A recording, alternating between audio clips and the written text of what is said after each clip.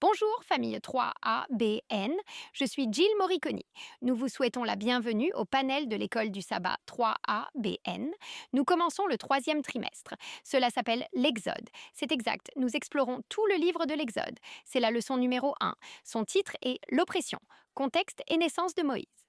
Si vous souhaitez obtenir votre propre exemplaire du guide d'études de la Bible pour adultes, vous pouvez aller sur le site 3abnsabbathschoolpanel.com pour le télécharger ou mieux encore, nous vous invitons à rejoindre une église adventiste du 7e jour local et à étudier avec eux. Prenez votre Bible, un stylo et un bloc-notes et préparez-vous à explorer l'Exode ensemble.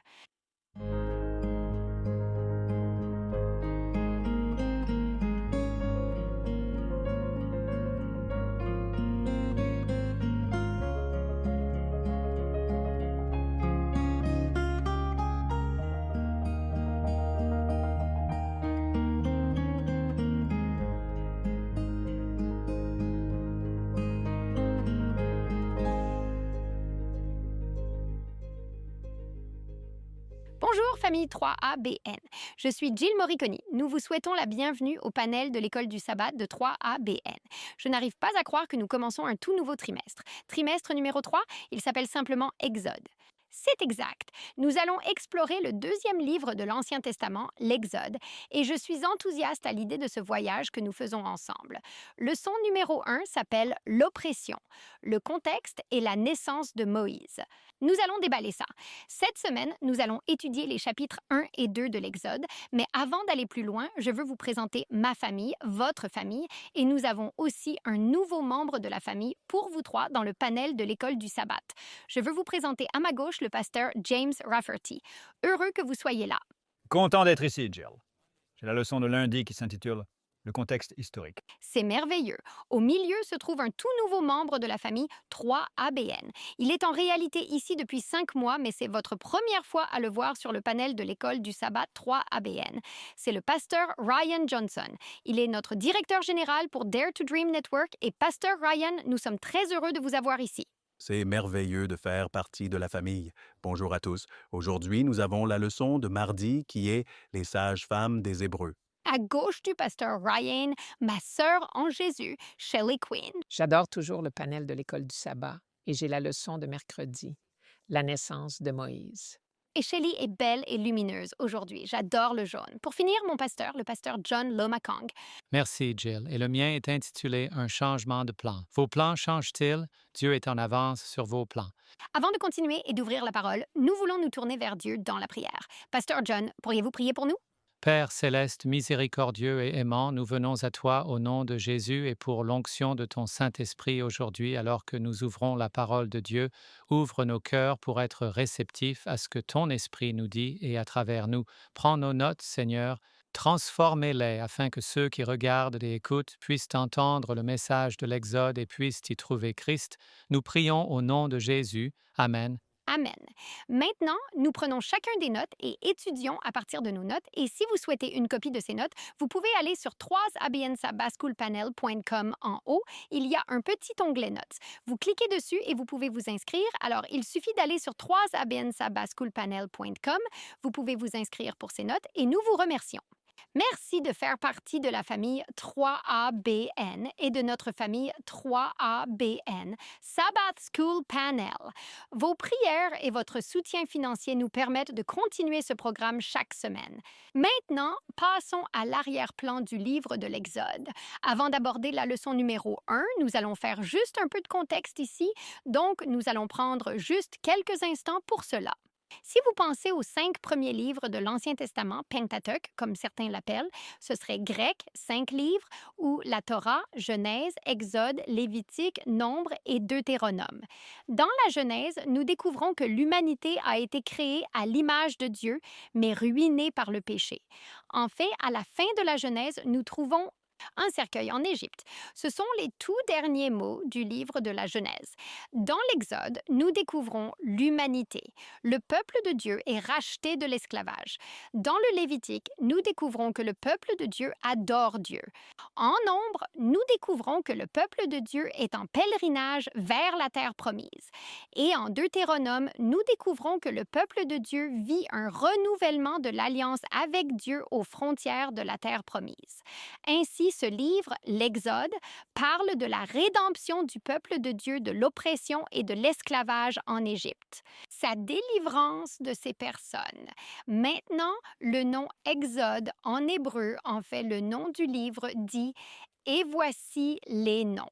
Et c'est en fait les premiers mots du texte hébreu du livre de l'Exode. Et voici les noms.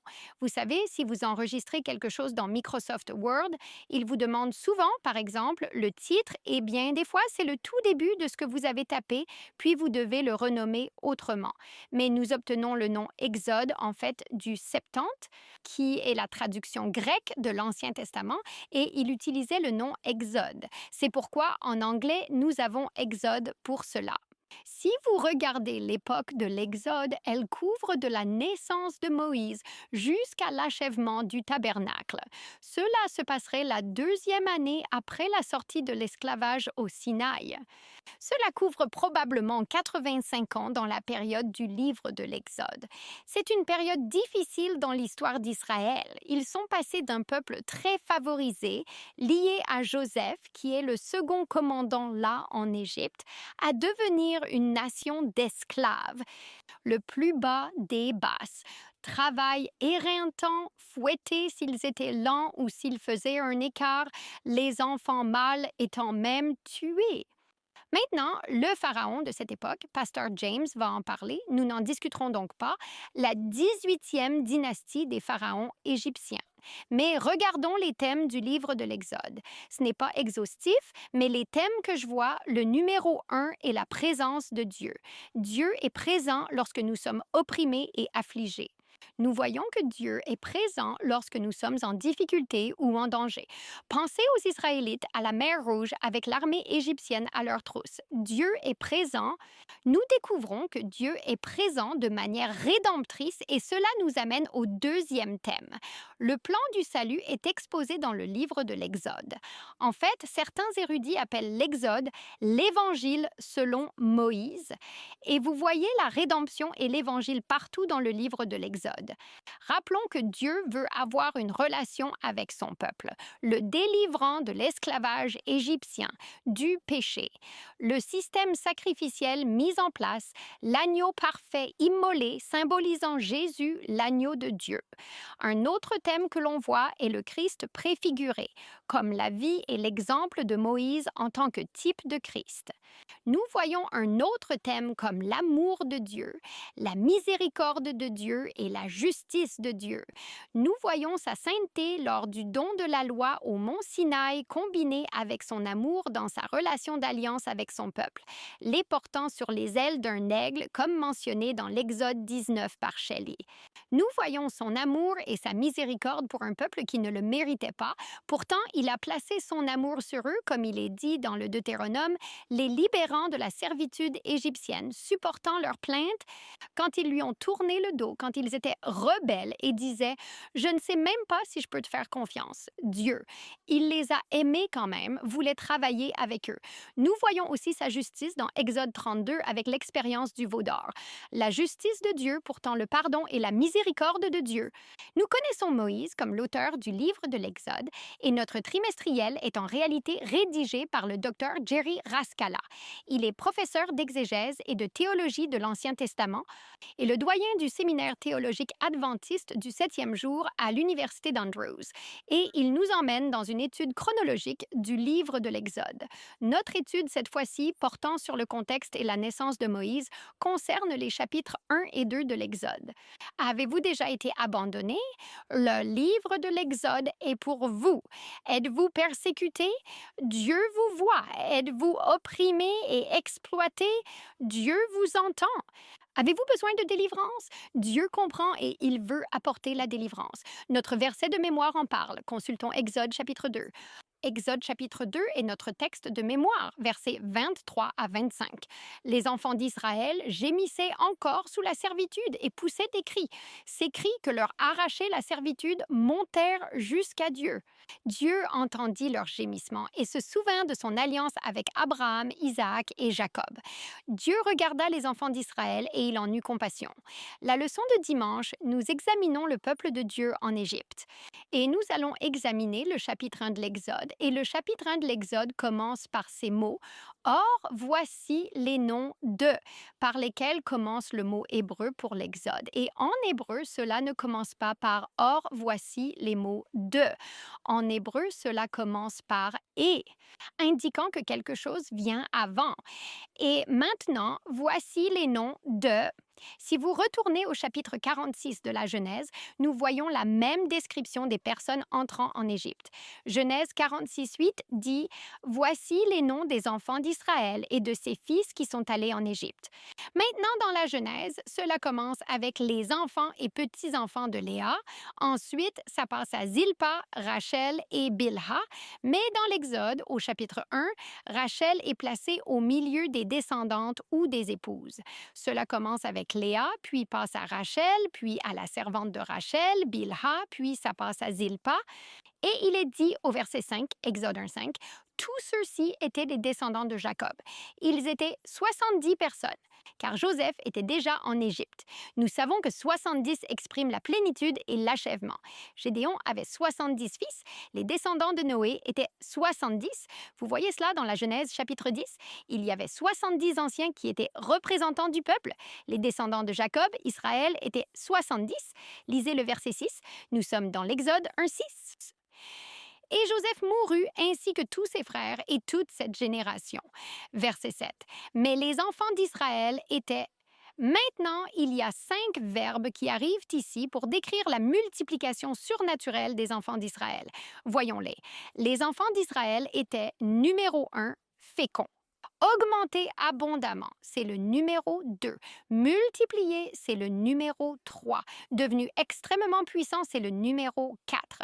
Et le pays en était rempli. Ces 5 verbes, ils sont passés de 70 âmes à une multitude immense. En fait, au moment de l'Exode, Exode chapitre 12, verset 37, nous dit qu'il y avait 600 000 hommes de combat en plus des femmes et des enfants. Ils ont grandi d'un petit nombre à une grande multitude. À retenir numéro 1. Seul Dieu peut transformer peu en beaucoup. Pendant ces 400 années d'esclavage, Dieu les a transformés d'un petit groupe en une nation puissante. Seul Dieu peut prendre 2 pains et poissons et les multiplier en les bénissant. Seul Dieu peut faire multiplier l'huile de la veuve de Zarepta. Seul Dieu peut prendre quelque chose de peu ou quelque chose de rien et le transformer en quelque chose. Point numéro 2. Une fin indique souvent un nouveau départ. Vous voyez, Joseph et les frères sont morts, puis Israël s'est levé et s'est multiplié de manière surnaturelle. Moïse est mort et Josué s'est levé et a été oint. Élie a été enlevé et Élisée est apparu comme un nouveau prophète de Dieu. Nous voyons cette progression. Regardons le verset 8. Nous voyons une autre progression. Or, un nouveau roi s'éleva sur l'Égypte qui n'avait pas connu Joseph. C'est le point de basculement de l'histoire ici. L'affliction et l'esclavage sont sur le point de commencer. Verset 12. Mais plus qu'ils, ce sont les Égyptiens, les opprimaient les Israélites, plus les Israélites étaient opprimés et persécutés, plus ils se multipliaient et grandissaient, et ils redoutaient les enfants d'Israël. Troisième point. Ce qui ressemble à une oppression peut en fait être le début d'un miracle. Dieu était sur le point de faire quelque chose de puissant. Dieu se réjouit de prendre nos situations impossibles quand il semble que nous sommes abattus et écrasés et qu'il n'y a nulle part où aller. Regardez et levez les yeux, car Dieu est sur le point d'apparaître et d'apporter la délivrance. Amen, amen. Merci, Jill. C'était un excellent début pour notre leçon. Pasteur James Rafferty, ici. J'ai la leçon de lundi, le contexte historique, et nous examinons l'arrivée de la famille de Jacob, ou excusez-moi, de Joseph, la famille de Jacob en Égypte. Ils sont arrivés en Égypte après avoir connu la famine en Canaan, Genèse chapitre 46, et le roi égyptien était amical. Contrairement à l'endroit où nous venons de nous arrêter, il était amical envers les Hébreux à cause de Joseph et de tout ce qu'il avait fait pour les Égyptiens. Le trimestre continue en disant « Et Pharaon dit à Joseph, vois, je t'ai établi sur tout le pays d'Égypte. » Puis Pharaon ôta son anneau à sceau de sa main, le mit sur la main de Joseph, et il l'habilla de vêtements de fin lin, mit un collier d'or autour de son cou, et il le fit monter dans le second char qu'il avait. Et ils crièrent devant lui, à genoux, ainsi il le plaça sur tout le pays d'Égypte. Genèse chapitre 41 à 43. Alors l'Exode, ou je ne devrais pas dire l'Exode, l'arrivée de la famille de Joseph, de Jacob et de sa famille dans l'Égypte a été mise en place de manière très positive. La clé du succès incroyable de Joseph, la cour qui continue de rester en Égypte après un début si difficile, était que c'est dans Genèse chapitre 39, verset 2, le Seigneur était avec Joseph. Et il était un homme prospère, et il était dans sa maison, dans la maison de son maître, l'Égyptien. Le Seigneur était avec Joseph, Genèse chapitre 39, verset 21, et lui montra miséricorde et lui donna faveur aux yeux du gardien de la prison. Donc nous examinons le contexte historique. Nous allons jeter un coup d'œil à cela. Nous allons regarder le contexte historique en ce qui concerne l'histoire réelle. D'accord? Qui était en charge en Égypte quand Joseph y est entré? Qui a continué à être en charge à mesure que Joseph vieillissait et grandissait? Et les Égyptiens, ou excusez-moi, les Israélites se sont multipliés. Il a été multiplié dans le pays. C'est passé d'un dirigeant à un autre, vous savez, on pourrait dire d'un président à un autre, d'un premier ministre à un autre, d'un pharaon à un autre. Et ensuite, nous allons examiner le contexte historique biblique. Donc, qu'est-ce qui a réellement causé que les Hébreux prospèrent d'abord et ensuite subissent l'affliction et ensuite soient conduits à avoir un exode?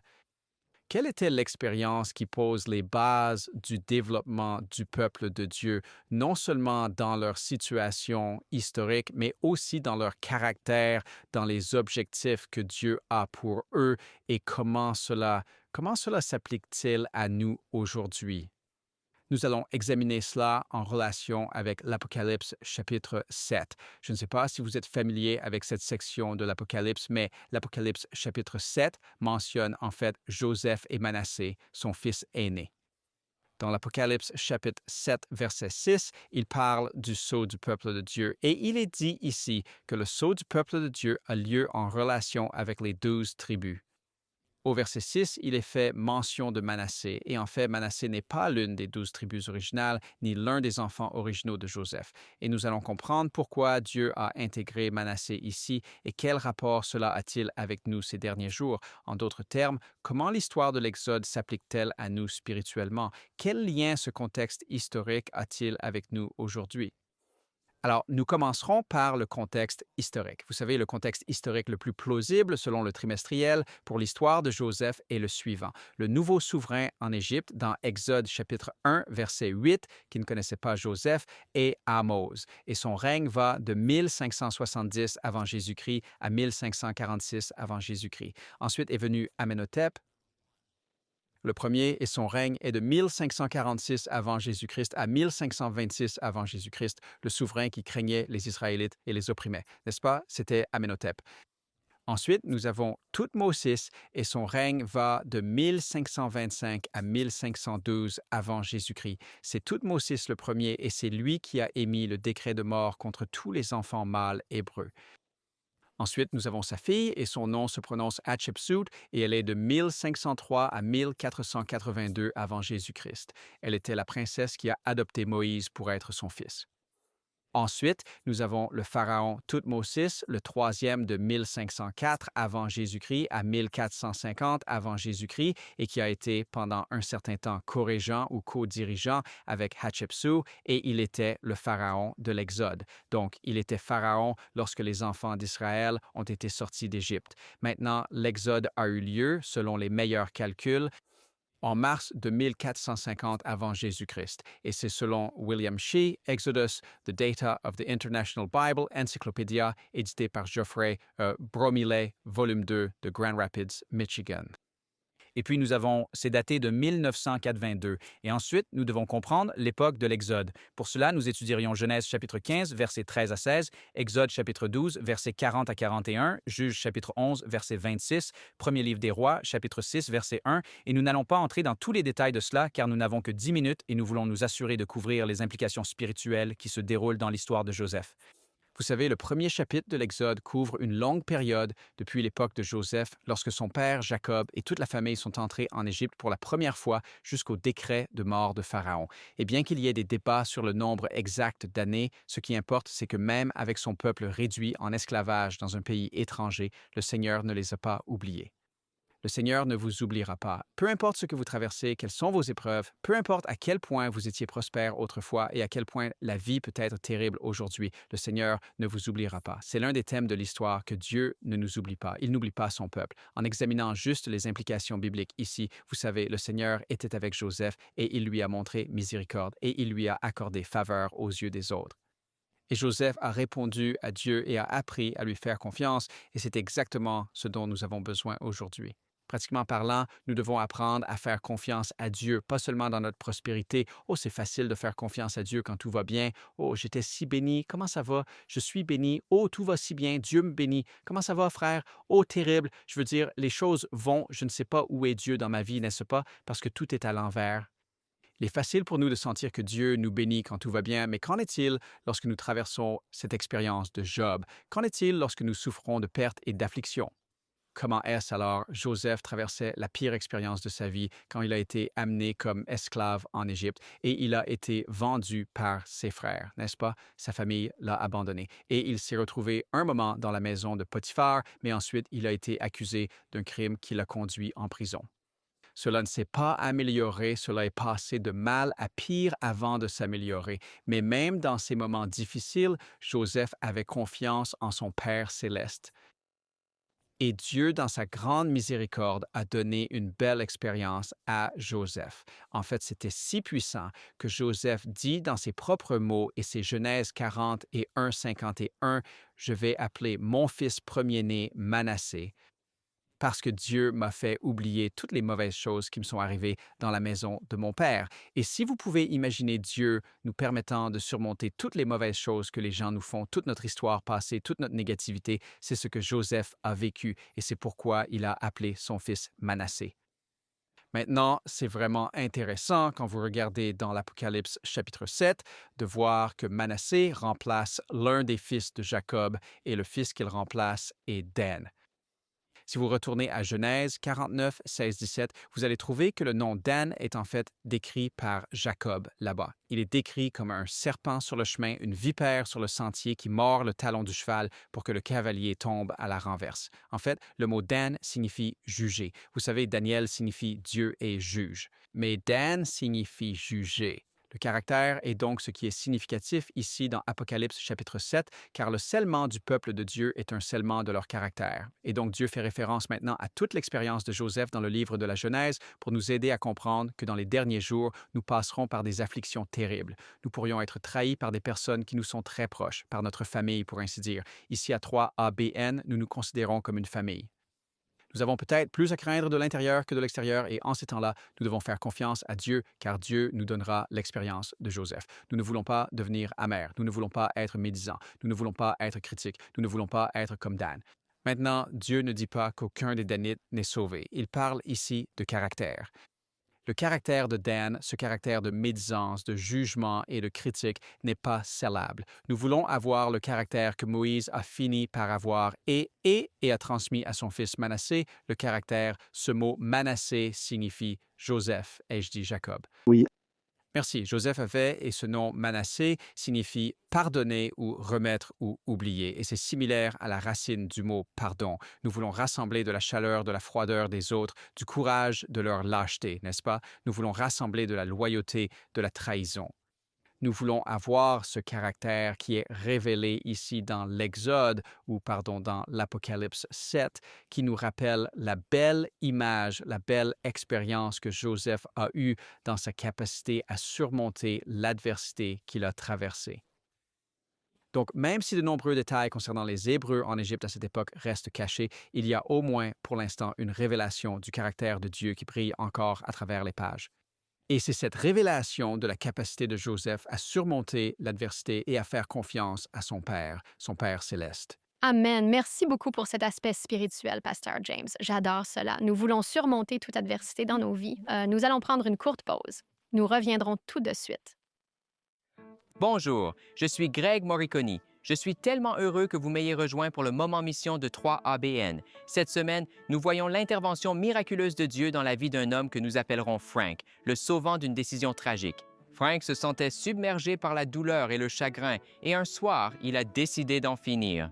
Pistolet en main, il était assis dans son salon attendant le bon moment pour appuyer sur la gâchette. Enfin, il monta le volume de sa télévision aussi fort que possible pour que personne n'entende le coup de feu. Eh bien, 3ABN était juste allumé sur sa télévision quand soudain, le pasteur John Carter a dit « Ami, Jésus t'aime, il est mort pour toi. » Et comme une flèche, ces mots ont percé l'obscurité de son esprit et il a écouté alors que le pasteur Carter parlait de la valeur d'une âme et à quel point Jésus se souciait de lui. Une lueur d'espoir traversa son esprit. C'était comme si Dieu lui parlait directement.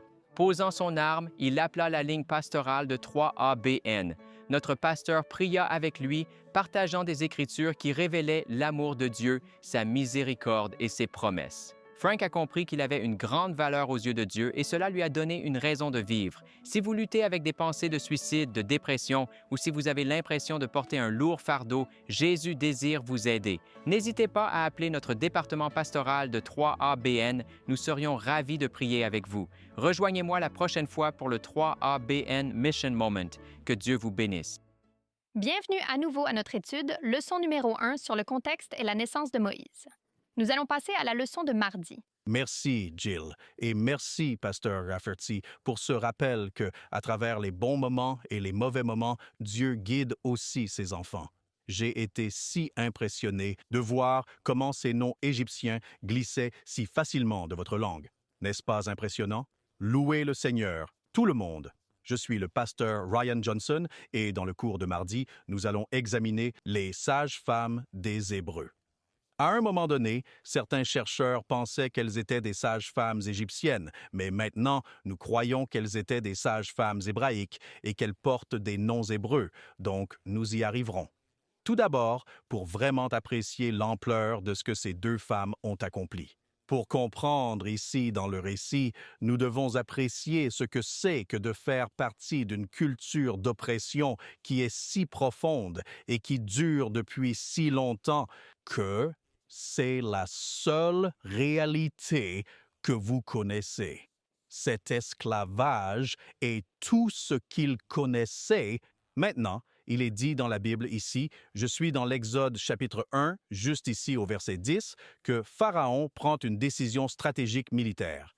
Il dit, « Allons, agissons astucieusement avec eux, eux étant les Hébreux, de peur qu'ils ne se multiplient et qu'il arrive que, lorsqu'il y aura une guerre, ils se joindront à nos ennemis et lutteront contre nous. Et ainsi, ils quitteront le pays. » Et c'est ce qu'il fait.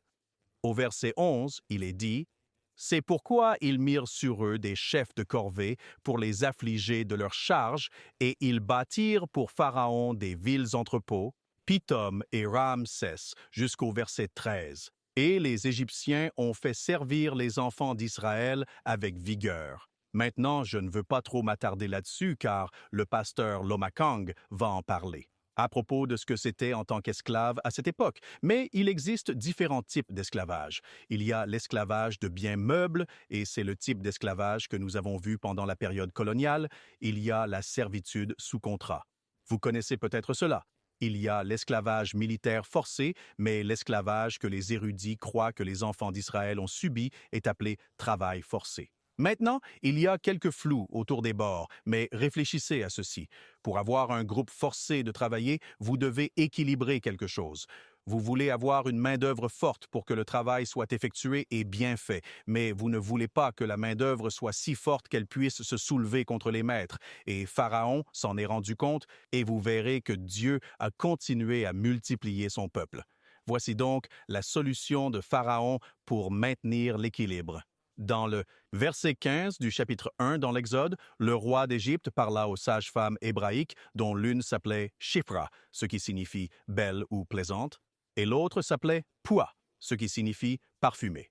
Cela peut aussi signifier crier. Ce sont deux femmes qui sont mentionnées par leur nom dans l'Exode et il y en a très peu.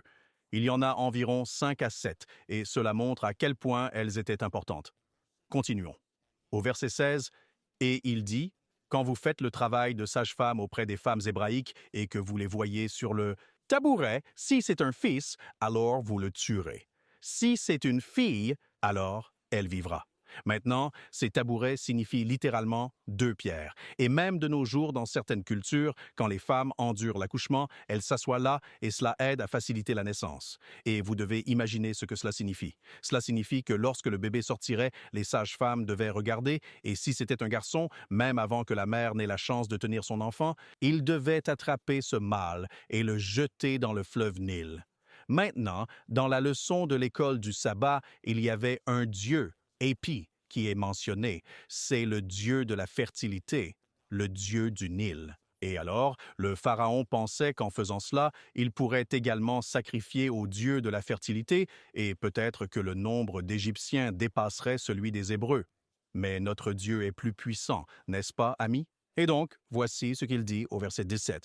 Mais les sages-femmes, et regardez cela, craignaient Dieu.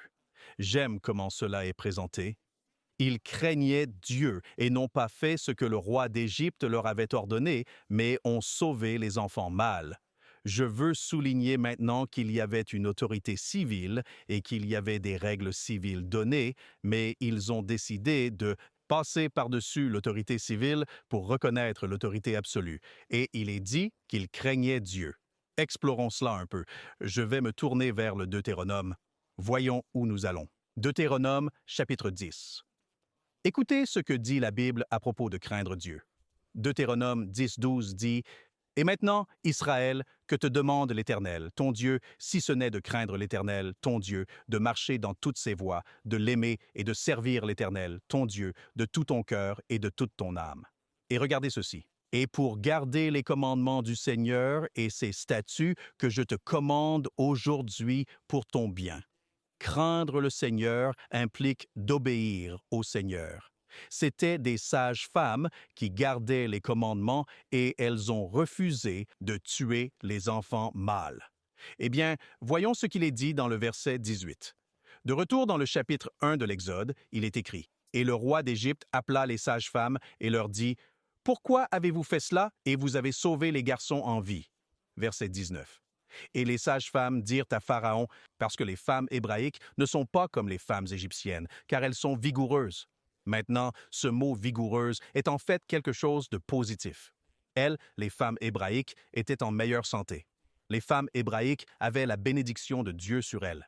Mais je veux que vous remarquiez que Pharaon, dans un environnement discriminatoire, était plus que disposé à accepter que les femmes esclaves étaient différentes des délicates femmes égyptiennes. Et ainsi, Dieu a effectivement utilisé cette mentalité à l'avantage de ses enfants pour sauver les garçons. Et donc, regardez le verset 20, juste ici, dans l'Exode 1. Par conséquent, Dieu traita avec les sages-femmes, et le peuple se multiplia et devint très puissant. C'était exactement le contraire de ce que Pharaon voulait. Il voulait réduire les nombres. Mais au contraire, Dieu a multiplié les nombres. Et regardez ce qui se passe au verset 21. Il est dit « Et il arriva, parce que les sages-femmes craignaient Dieu, que Dieu leur a fait des maisons. » Ce mot « maison », Beyith, signifie des foyers.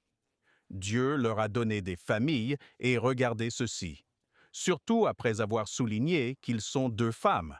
Parmi le rare groupe de femmes mentionné dans l'Exode, ce mot « maison » signifie « lignée ». Leurs noms seront connus. Oh, quel Dieu puissant nous servons! Mais il y avait quelque chose ici que je sais que vous avez dû remarquer. Il est dit qu'elle craignait Dieu. Et en craignant Dieu, elle reconnaissait l'autorité absolue. Je veux juste lire un petit texte que vous avez peut-être déjà entendu, et cela vient de l'Apocalypse 14. Et voici ce qu'il dit au verset 6. Et je vis un autre ange voler au milieu du ciel, ayant l'évangile éternel pour l'annoncer à ceux qui habitent sur la terre et à chaque nation, tribu, langue et peuple, disant d'une voix forte, craignez Dieu et donnez-lui gloire, car l'heure de son jugement est venue, et adorez Dieu qui a fait le ciel et la terre et la mer et les sources des eaux. Ortseo. Là, dans l'Apocalypse, qui est un message pour nous aujourd'hui, on nous dit de craindre Dieu. Et nous avons vu dans le Deutéronome que cela signifie garder les commandements de Dieu. Maintenant, si vous retourniez un chapitre en arrière dans l'Apocalypse, vous verriez la prophétie qu'un jour l'autorité civile essaierait de faire passer des lois pour empêcher le peuple de Dieu de le craindre. Nous avons ici un exemple donné par les sages-femmes hébraïques. Lorsque l'autorité civile vous dit d'ignorer les commandements de Dieu, vous devez ignorer l'autorité civile et faire ce que Dieu dit de faire. Et il y a autre chose que ces sages-femmes hébraïques, leur interaction avec Pharaon, ils auraient vu les signes. Ils auraient vu le décret à venir pour l'infanticide. Ils auraient vu le décret à venir pour ignorer les commandements de Dieu et même la volonté de Dieu qui était de multiplier son peuple, et ils auraient déterminé à l'avance, quoi qu'il advienne, nous obéirons à la volonté du Seigneur. Qui aurait cru que de telles leçons pouvaient être trouvées là dans l'Exode venant de quelques sages-femmes? Vous savez, parce que c'était la volonté de Dieu de multiplier son peuple, la sage-femme considérait son travail comme un travail sacré, très sacré. Et pour cette raison, elles ont refusé d'obéir à la parole d'un roi terrestre, mais plutôt à celle du roi céleste. Amen et Amen. Comme c'est merveilleux, et n'est-ce pas émouvant que leur nom soit inscrit dans ce registre, mais pas celui des pharaons. C'est intéressant. Mais je veux lire le verset 22 d'Exode 1.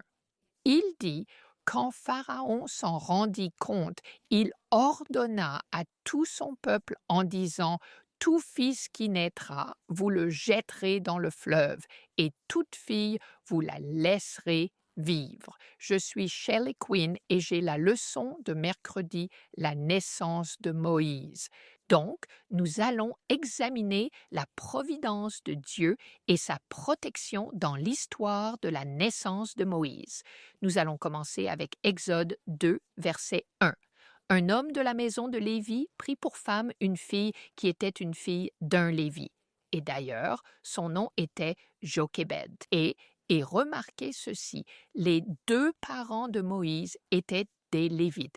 Donc, le verset 2 dit, « La femme conçut, elle enfanta un fils, et quand elle vit qu'il était un bel enfant. » En hébreu, c'est Tob, T-O-B, c'était un bel enfant. Elle le cacha pendant 3 mois. Le mot hébreu pour beau, Tob, signifie plus que la beauté extérieure. C'est le même mot qui a été utilisé pour caractériser l'œuvre de Dieu à la création quand il a dit « tout est bon, c'est très bon ». Donc, cela signifie excellence. Alors Jochebed a ce bébé et elle se dit « Je sais que c'est un bébé spécial. Est-ce que c'est lui? » Vous voyez, pendant plus de 2500 ans, la parole de Dieu avait été transmise par tradition orale. Jochebed a entendu comment Dieu a fait l'alliance dans Genèse 3,15. Ce n'était pas désigné ainsi à l'époque, mais dans le jardin d'Éden, elle savait que Dieu avait promis un libérateur. Et puis, elle savait comment Dieu était apparu à Abraham et avait renouvelé une alliance de justice par la foi ou scellé cette alliance de justice par la foi. Il l'a ratifiée dans une vision.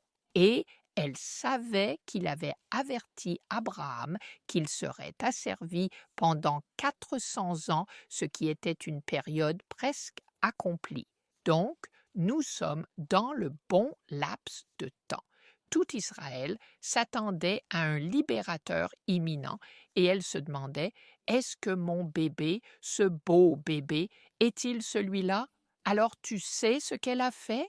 Ici, nous voyons au verset 22 du chapitre 1 qu'il est dit à tout le peuple, si un enfant mâle naît, un enfant mâle hébreu, dans le fleuve il ira. Si c'est une fille, vous pouvez la garder. Jochebed a caché son bébé pendant 3 mois, mettant en danger la vie de son fils de 3 ans, Aaron, et de sa fille Myriam, ainsi que celle de son mari. Mais j'aime ce que dit Hébreux chapitre 11, verset 23. Il dit « Ses parents ont caché l'enfant par la foi ». En d'autres termes, ils n'avaient pas peur de l'ordre du roi. Ils croyaient que cet enfant était spécial. Mais finalement, verset 3, quand elle ne put plus le cacher, cela devenait trop dangereux. Elle prit une arche de jonc pour lui, l'enduisit de bitume et de poix, y mit l'enfant et la déposa parmi les roseaux sur la rive du fleuve, et sa sœur se tint à distance pour savoir ce qu'on lui ferait. Alors Jochebed réalisa « Oups, cela devient au point où ma famille pourrait être tuée à cause de cela. » Et donc, elle fabrique cette petite arche imperméable pour son bébé. Vous savez, ce n'est pas la première fois que Dieu utilise une arche pour sauver sa semence d'alliance, n'est-ce pas? Elle donne ensuite pour instruction à la sœur Myriam « Tu le suis ». Car elle voulait connaître l'issue de son sauvetage, elle s'attendait à ce qu'il soit sauvé. Donc, dans les versets 5 et 6, nous trouvons que Hatshepsut se baigne dans le fleuve Nil et Dieu la place juste là, près des roseaux, où elle peut voir cette arche qui arrive et se coince dans les roseaux. Elle envoie une servante la récupérer, la porte à la princesse, et quand elle ouvre cette arche, elle sait que c'est un enfant mâle hébreu, un enfant que son père Pharaon avait exigé de tuer et de jeter dans le fleuve. Mais vous savez ce qui se passe? Elle regarde cet enfant et il pleure, et l'instinct maternel en elle a juste surgi, et elle voulait ce beau bébé pour elle-même. Et soudain, il y a une réalité. D'accord, comment vais-je nourrir ce petit bébé?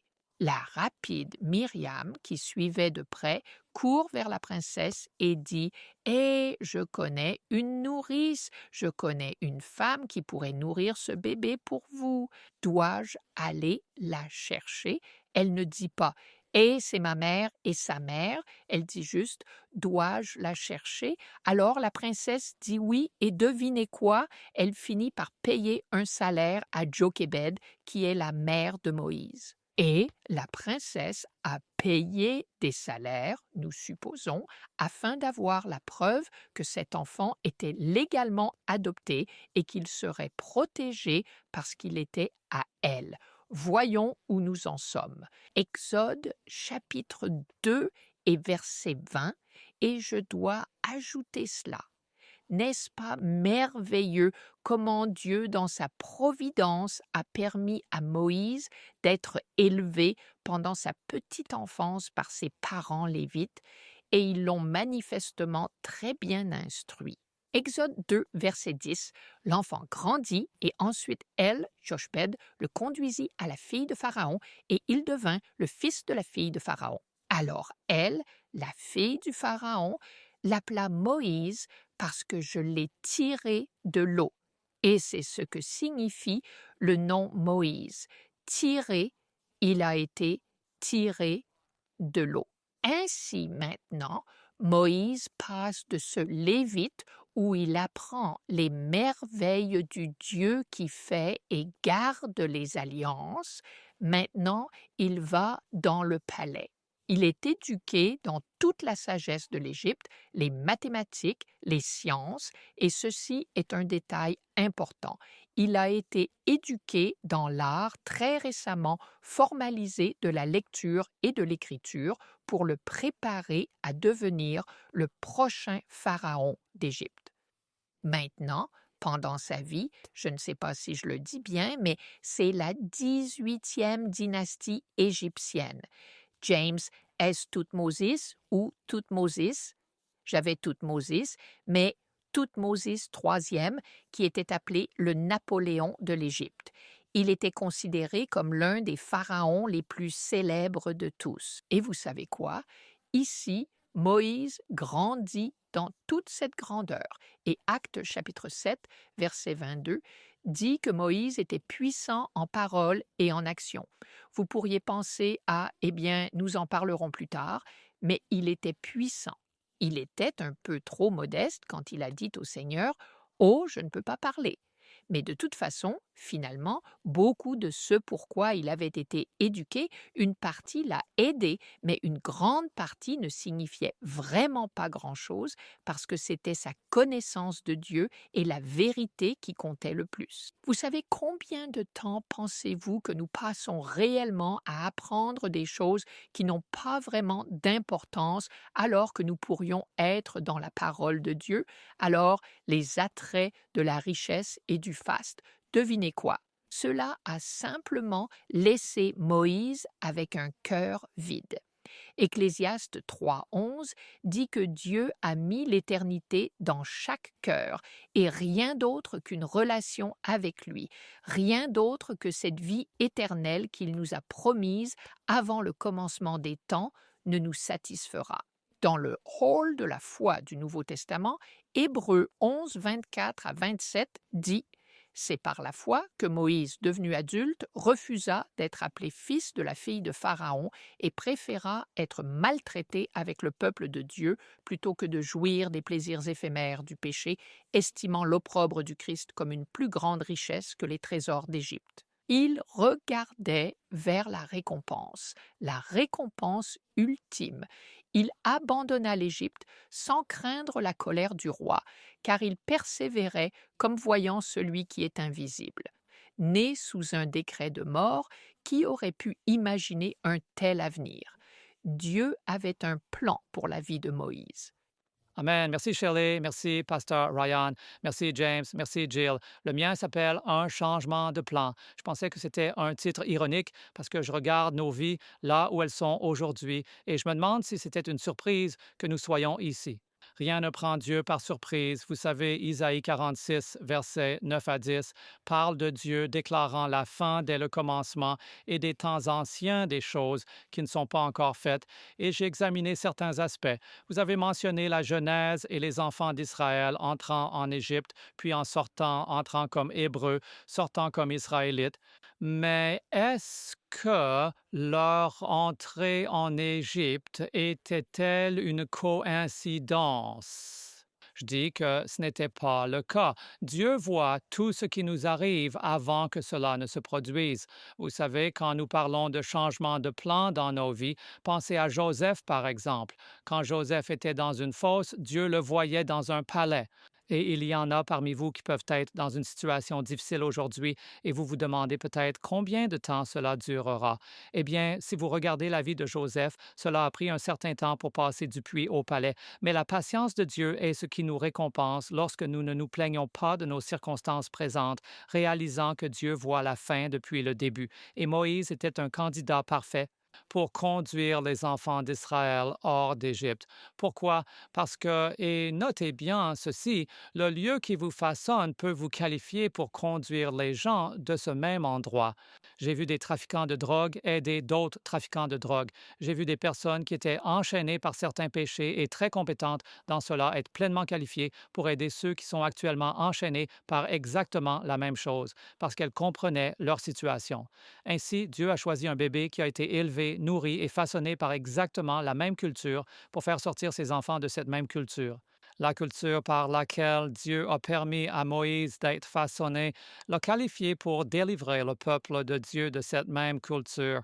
Alors vous vous demandez peut-être pourquoi est-ce que j'habite où je suis. Ce n'est pas une épreuve, c'est une formation pour les plans futurs de Dieu pour votre vie. Comme le dit Jérémie 29, verset 11, ce n'est pas un changement de plan. Dieu dit, je connais les projets que j'ai pour vous, dit le Seigneur, des projets de paix et non de malheur, pour vous donner un avenir et de l'espérance. Je regarde mon abandon, mon histoire est un peu comme celle de Moïse, le plus jeune de trois.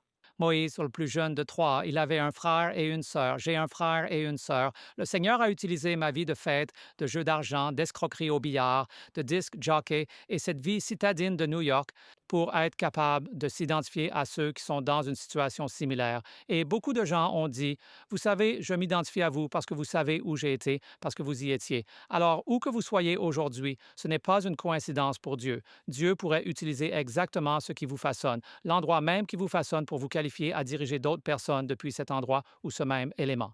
C'est pourquoi la connaissance humaine ne surpassera jamais la préscience de Dieu. Examinons maintenant la vie de Moïse. Allez au chapitre 2 de l'Exode.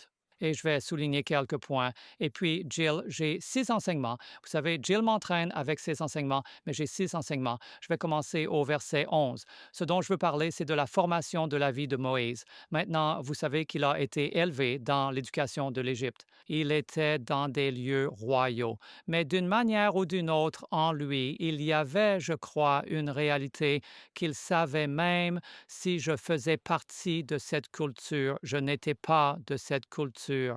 Et Dieu l'a reconnu parce que Dieu lui a permis d'être élevé comme Shelley. Tu as pris mon passage dans Hébreux 11, verset 23. Merveilleux d'ailleurs. Il était le fils de la fille de Pharaon seulement par adoption, non par naissance. Et Dieu lui a permis d'être façonné par une culture qui lui donnerait les connaissances dont il avait besoin, mais quelque part en chemin, vers la fin de sa vie, et c'est incroyable, il a été hors d'Égypte pendant 40 ans.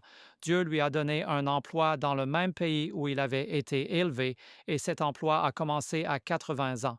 Pensez-y, 80 ans, cela a pris autant de temps pour que Dieu le prépare, le qualifie pour faire sortir son peuple du pays, même où Moïse a été élevé. Alors maintenant, regardez Moïse ici, dans ce pays même, et il est question de son éducation. La Bible dit, parce que cela fait partie de son éducation, chapitre 2, verset 11, « Or il advint en ces jours-là que lorsque Moïse fut adulte, il sortit vers ses frères et observa leur fardeau. Il regardait ce qui se passait, et il vit un Égyptien frapper un Hébreu, l'un de ses frères, alors il regarda de tous côtés. Tu sais ce qu'il n'a pas fait? Il n'a pas regardé en haut, c'était le problème. Certains d'entre nous regardent à gauche et à droite, mais il n'a pas levé les yeux. Dieu voit toujours. Puis il dit, et quand il ne vit personne, il tua l'Égyptien et le cacha dans le sable. Et il pensait que personne n'avait vu, mais plus tard, cela fut constaté par 2 Hébreux. Ils ont vu et ils ont dit, vas-tu nous faire la même chose qu'à l'Égyptien? Et Moïse réalisa, attends un instant, ce que je pensais être un secret ne l'était vraiment pas. Vous savez, la Bible dit que rien n'est caché aux yeux de Dieu, et c'est pourquoi j'aime 2 Chroniques 16, 9. Je vais le lire avec ce préambule. Ne pensez jamais que ce que vous faites est inaperçu de Dieu. Deuxième livre des Chroniques, chapitre 16, verset 9. Car les yeux du Seigneur parcourent toute la terre pour montrer sa force en faveur de ceux dont le cœur lui est loyal. Donc Dieu observe. Remarquez, non pas dans maintenant, Noé a trouvé grâce, non pas dans l'œuvre de Dieu, mais dans les yeux du Seigneur.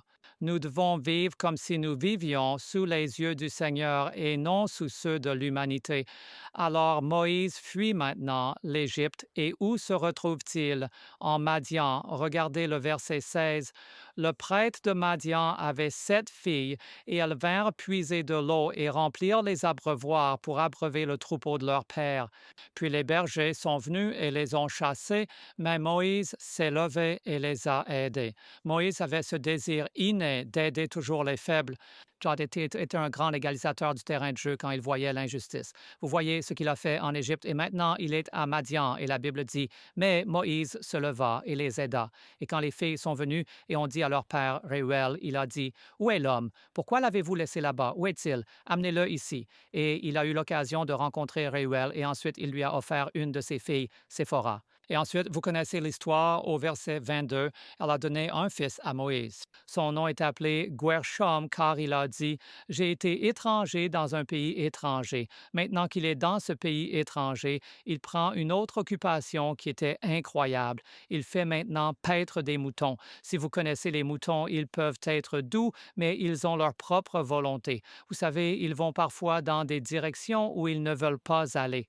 Une formation parfaite pour diriger les gens hors d'Égypte, aller là où ils ne devraient pas aller. Quel terrain d'entraînement! 40 ans. Donc, au moment où il s'occupait de toutes ces brebis indisciplinées allant dans des directions où elles ne devraient pas aller, il a compris plus tard qu'il devait gérer des personnes allant dans des directions que Dieu ne voulait pas qu'elles prennent. Alors, passons à cela. Regardons le verset 23 du chapitre 2. Or, il arriva au cours du temps que le roi d'Égypte mourut. Ceux qui peuvent être vos oppresseurs n'ont que le temps que Dieu leur attribue. Alors les enfants d'Israël gémirent à cause de la servitude et ils crièrent, et leur cri monta jusqu'à Dieu à cause de la servitude. Alors Dieu entendit leur gémissement, et je veux souligner ceci, c'est beau, les choses que Dieu fait quand vous êtes en épreuve. Dieu entend vos gémissements. 1. Dieu se souvint de son alliance. Shelley. 2. Et il est dit que Dieu regarda les enfants d'Israël. 3. Et Dieu les reconnut. Dieu passe beaucoup de temps à examiner notre situation. Il ne fait pas que la regarder brièvement. Non, il est dit que Dieu se souvint. Dieu regarda, Dieu reconnut, Dieu vit, Dieu entendit. Tu es important pour Dieu. Ne pense jamais que tu n'es qu'un détail insignifiant dans le christianisme. Dieu comprend. Quand tu pleures, David dit que son oreille était inclinée vers moi. Il a entendu mon cri et il m'a entendu depuis son sanctuaire. Alors les 6 points à retenir, les voici. 1. Quelles leçons pouvons-nous tirer de la vie de Moïse? 1. Les plans de Dieu sont accomplis malgré nous. Romains chapitre 8, verset 28. Nous savons que toutes choses concourent ensemble au bien de ceux qui aiment Dieu, de ceux qui sont appelés selon son dessein. Moïse, malgré ce qu'il a fait, Moïse était un meurtrier en Égypte, mais Dieu l'a racheté de cela, l'a remodelé, et Moïse est passé de meurtrier à puissant libérateur. Amis, là où vous êtes aujourd'hui n'est pas la fin de votre histoire. Dieu a un avenir pour votre vie. Deuxièmement, rien ne surprend Dieu ni n'altère ses plans. Psaume 33, 7 à 11. L'Éternel annule le conseil des nations. Il rend sans effet les projets des peuples. Le conseil de l'Éternel subsiste à toujours. Les desseins de son cœur à toutes les générations. Numéro 3. En fin de compte, les plans de Dieu prévalent sur les nôtres. Proverbe chapitre 16, verset 9. Le cœur de l'homme médite sa voie, mais c'est l'Éternel qui dirige ses pas. 4e point, les plans et les desseins de Dieu ne peuvent être empêchés. Psaume 119, verset 91. Il subsiste aujourd'hui selon tes ordonnances, car tout est tes serviteurs. Dieu guide la vie de ses serviteurs. Numéro 6, le conseil de Dieu est sans négociation. Psaume 33, 11. Les desseins du Seigneur subsistent à toujours. Les plans de son cœur subsistent d'âge en âge. Bénie est la nation dont le Dieu est le Seigneur, le peuple qu'il a choisi comme son héritage. Et enfin, si nous remettons nos plans à Dieu, il se rend responsable de leur succès. Proverbe 16, 3. Remets ton ouvrage au Seigneur et tes pensées seront affermies. Était-ce un changement de plan? Non, c'était le plan de Dieu. Amen. Je suis tellement reconnaissant de la manière dont Dieu agit de manière rédemptrice, même dans la vie de Moïse, comme nous l'avons vu. Merci, Pasteur John, Shelley, Pasteur Ryan et Pasteur James d'avoir étudié ensemble. Et nous sommes tellement reconnaissants que vous nous ayez rejoints également. Je veux donner à chacun de vous un peu de temps pour une réflexion finale. Oui, souviens-toi que peu importe à quel point les choses vont mal, Dieu est toujours là. Comme il l'était avec Joseph, Dieu est toujours là pour nous. Et il a un objectif qu'il peut réaliser pour développer et faire croître notre caractère. Nous devons également nous rappeler que Dieu utilise ce qui était destiné au mal pour notre bien. Et nous devons décider à l'avance que nous allons suivre le chemin du Seigneur. Je dois juste dire que Moïse n'a pas écrit l'Exode comme une biographie. Il l'a écrit au sujet de Dieu gardant l'alliance. Dans Jean chapitre 5, versets 46 et 47, Jésus a dit que si vous croyiez Moïse, vous me croiriez, mais si vous ne croyez pas ses écrits, comment croirez-vous mes paroles, car il a écrit à mon sujet? Et si vous ne le croyez pas, vous ne me croirez pas. La raison pour laquelle nous étudions l'Exode est que tout tourne autour du Messie. C'est exact. Et n'oubliez jamais, mes amis, que vos circonstances actuelles peuvent être votre terrain d'entraînement pour le futur dessein de Dieu pour votre vie. Tenez bon, les plans de Dieu vont se réaliser dans votre vie. J'adore cette étude de l'Exode. Nous ne faisons que commencer. Et la semaine prochaine, nous examinerons l'appel de Moïse, la commission de Moïse, là au buisson ardent. Nous étudierons les chapitres 3 et 4 de l'Exode. Je veux vous laisser en fait avec un passage de l'Exode 3. Nous sommes dans l'Exode 3, verset 7.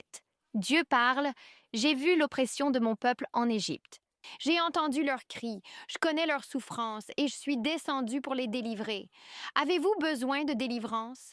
Voulez-vous être libéré de la dépendance ou du péché ou de tout ce que vous traversez? Votre Dieu, mon Dieu, notre Dieu veut nous délivrer. Rejoignez-nous la semaine prochaine. Nous vous reverrons alors.